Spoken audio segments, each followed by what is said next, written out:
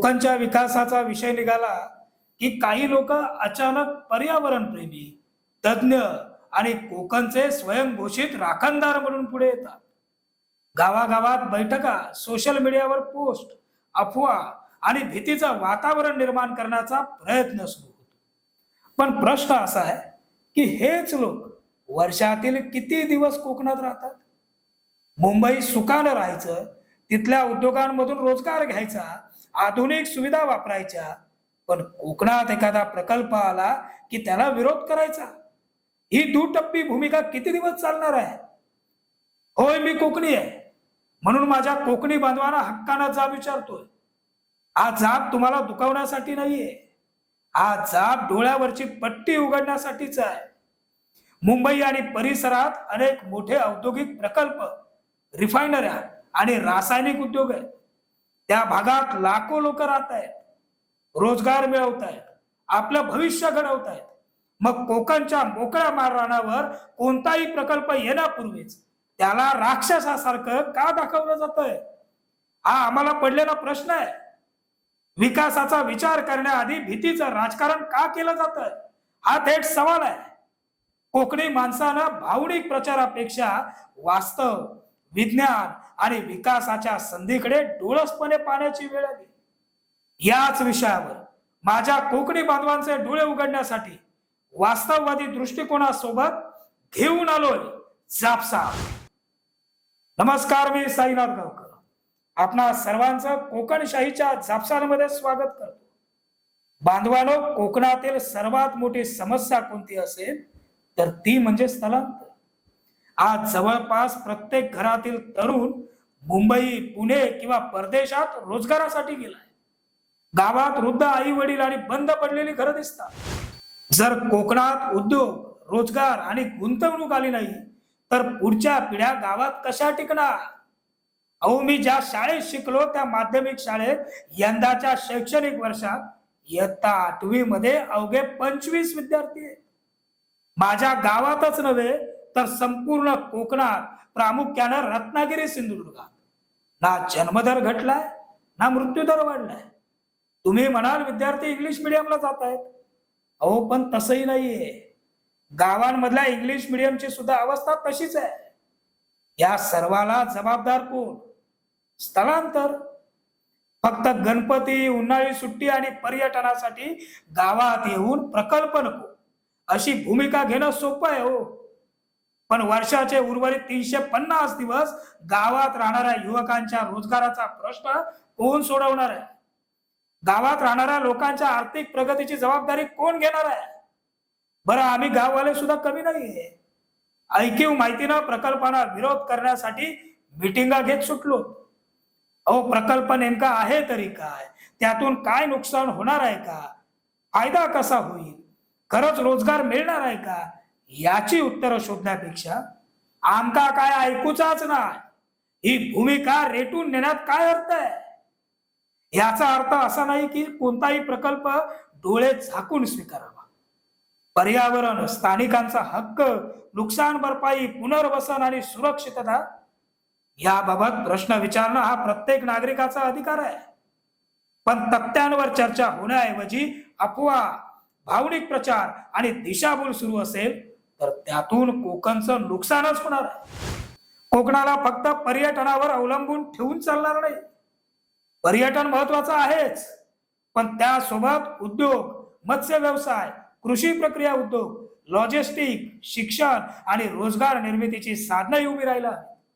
अन्यथा गावं रिकामी होत राहतील आणि विकासाच्या प्रत्येक संधीवर विरोधाची शिक्कामोर्तब होत राहील. जोपर्यंत कुठला मोठा प्रकल्प येत नाही तोपर्यंत या गोष्टी आजूबाजूला कशा उभ्या राहतील? आज गरज आहे ती भावनिक घोषणांची नाहीये, तर तथ्यांवर आधारित चर्चेची आहे. कोकणचा विकास व्हावा, स्थानिकांना रोजगार मिळावा आणि पर्यावरणाचं संरक्षणही व्हावं, हा समतोल साधणं हीच खरी कोकण प्रेमाची भूमिका ठरेल. कोकणातील प्रस्तावित रिफायनरी आणि अणुऊर्जा प्रकल्पांविरोधात अनेक वर्ष मोठ्या प्रमाणावर आंदोलनं झाली.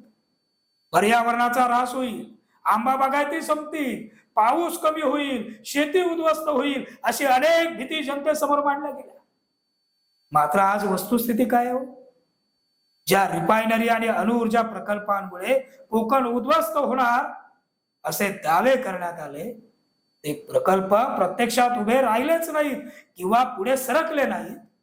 तरी देखील तरी देखील गेल्या काही वर्षात आंबा बागायतदारांना हवामान बदल, अवकाळी पाऊस, वाढतं तापमान, फुलोरा गळणं, रोगराई आणि उत्पादन घट यांसारख्या समस्यांना सामोरं जावं लागतंय ना. मग प्रश्न उपस्थित होतो की जर या सर्व समस्यांचं मूळ कारण प्रस्तावित प्रकल्प होते, तर प्रकल्प नसतानाही या समस्या का निर्माण झाल्या? जागतिक हवामान बदल हा आज संपूर्ण जगासमोरचा प्रश्न आहे. महाराष्ट्रासह देशातील अनेक भागात पावसाचं बदलतं स्वरूप, उष्णतेतील वाढ आणि शेती समोरील आव्हानं वाढतायत. याचा परिणाम कोकणावरही होतोय. त्यामुळे प्रत्येक नैसर्गिक समस्येचं खापर केवळ प्रस्तावित प्रकल्पांवर फोडणं कितपत योग्य आहे याचा विचार होणं आवश्यक नाहीये. पर्यावरणाचं संरक्षण अत्यंत महत्वाचं आहे, पण पर्यावरणवाद हा वैज्ञानिक तथ्यांवर आधारित असावा, भीती आणि अफवांवर नाही. कोणत्याही प्रकल्पाला विरोध करायचा असेल तर तो अभ्यासपूर्ण असावा. त्याचप्रमाणे प्रकल्पाच्या संभाव्य फायद्यांचाही वस्तुनिष्ठ विचार व्हायला हवा. आज कोकणातील हजारो युवक रोजगारासाठी मुंबई, पुणे, गोवा आणि परदेशात स्थलांतरित होत आहेत. गावागावातील घरं रिकामी होत आहेत. अशा परिस्थितीत विकास, उद्योग, रोजगार आणि पर्यावरण यांचा समतोल साधणारा मार्ग शोधणं ही काळाची गरज आहे. कोकणचा विकास आणि पर्यावरण हे एकमेकांचे शत्रू नाहीयेत. योग्य नियोजन, आधुनिक तंत्रज्ञान आणि कठोर पर्यावरणीय अटींच्या माध्यमातून दोन्ही गोष्टी साध्य होऊ शकतात. त्यामुळे अफवांपेक्षा तथ्यांना महत्व देण्याची गरज आहे. आज प्रश्न एवढाच आहे, न झालेल्या रिफायनरी आणि न झालेल्या अणुऊर्जा प्रकल्पांमुळे आंबा बागायती आणि पावसावर परिणाम झालाय. प्रकल्प आले तर हे सगळं नष्ट होईल सांगणारे तथाकथित स्वयंघोषित राखणदार आणि फेसबुक व सोशल मीडियावरचे स्वयंघोषित शास्त्रज्ञ आता आहेत कुठे? प्रकल्पांच्या विरोधाला विरोध करण्यासाठी पुढे येणारे नेते कोकणातील बेरोजगारीच्या समस्येवर पुढाकार का घेत नाहीत हा सवाल आहे ना. मला शंका आहे, या सर्वांना विरोध करण्यासाठी 100% कुठून ना कुठून तरी फंडिंग होत आहे. उगाच नव्हे अळंबी सारखे उगवत, हे फंडिंग आंतरराष्ट्रीय स्तरावरून होत असल्याची शंका आहे. कारण भारताची प्रगती काही देशांना नको आहे.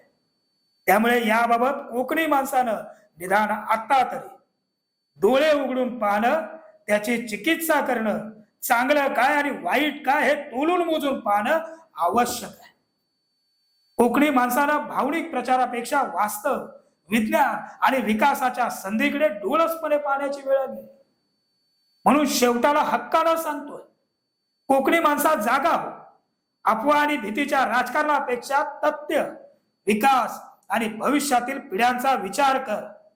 कोकणचा निर्णय कोकणच्या हिताचा असावा, केवळ राजकीय अजेंड्याचा किंवा स्वतःचा बळीचा बकरा करून घेण्याचा नव्हे. तुर्तास आजच्या जापसालमध्ये एवढंच पुढे. पुन्हा भेटू नवीन भागात. धन्यवाद.